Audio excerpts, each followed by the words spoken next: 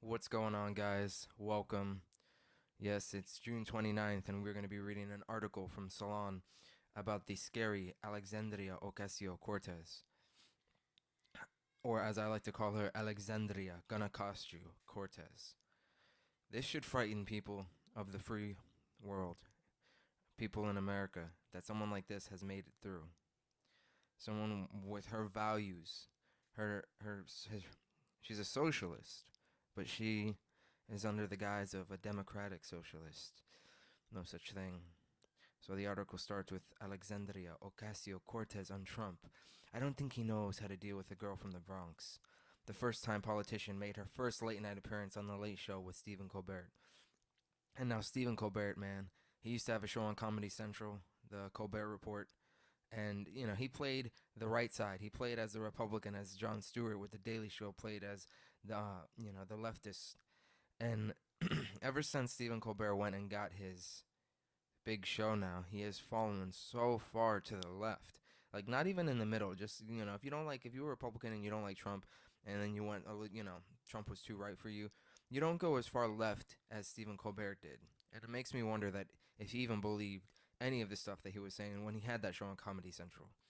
It really just shows you that he's only in it for the fame and money, nothing else. And therefore, you should not be.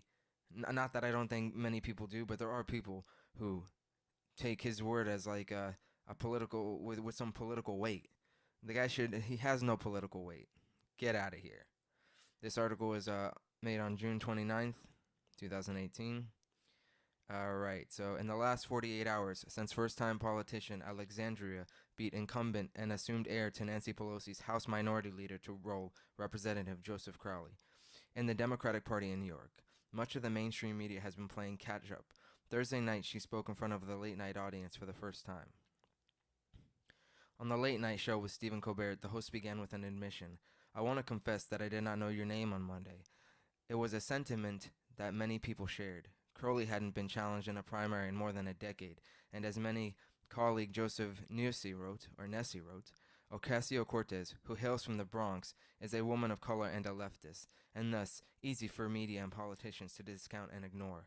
After all, not only did New York Times neglect to cover her campaign, but Crowley sent a surrogate in its place to the primary debate.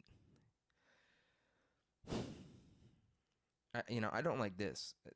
What kind of statement is this? A woman of color and a leftist, and thus easy for media and politicians to discount and ignore. That's just stupid. Okay. Colbert asked Ocasio Cortez how she managed to pull out a victory after the polls, just a few weeks ago, had shown her down by 36 points. The 28-year-old politician earned 15% more votes than Crowley. The first thing to kind of mention is that I don't think polling is always right, Ocasio Cortez said. People try to identify who is the most likely person to turn out, and what we did is what we changed who turns out, and that changes the whole electorate. She told Colbert that on election night, just minutes before the polls closed, two teenagers ran up to her after leaving the polls, declaring their support and their vote. They were 19, voting in an off-year midterm primary election. Ocasio Cortez said, almost still in shock herself. Almost still in shock herself, yes. But her description paints a very different picture than who typically votes at the stage. And certainly, Ocasio Cortez's victory gives hope for primaries across the country and for the midterms this fall. You describe yourself as a democratic socialist, Colbert said, and that's not an easy term for a lot of Americans. What is the meaning of that for you? For me, democratic socialism is about, really, the value for me is that I believe that in a modern and moral and wealthy society, no person in America should be too poor to live, Ocasio Cortez replied. So you're going to take it upon yourself to give everybody a better life? In America, and like that sounds great, but in America, it's the pursuit of happiness. It's not the guarantee of happiness, okay? You have to start from the bottom, and not everybody starts from the bottom. Some people get lucky because some people work harder and they put their families in that position to make it easier for people. But what you just said there sounds a lot like communism. And we're going to look at some communism quotes, and they really line up with her values. And that's why you should be scared, because it's it's not easy. It goes so quickly from, you consider yourself a socialist, and the next thing you know, you're in communism. And where has it worked? Look at all these countries. Look at Venezuela, who's socialist, and they're just having a terrible time. That seems simple, Colbert said. Oh, yeah, so simple, so simple. Seems pretty simple, she continued. So, what that means to me is healthcare as a human right. It means that every child, no matter where you are born, should have access to college or trade school education if they so choose it. And I think that no person should be homeless if we can have public structures and public policy to allow for people to have homes and food and lead a dignified life in the United States. So she wants free education, free healthcare, and she wants free, well, how should we say it? Housing? Sounds a lot like communism. Okay, let's go.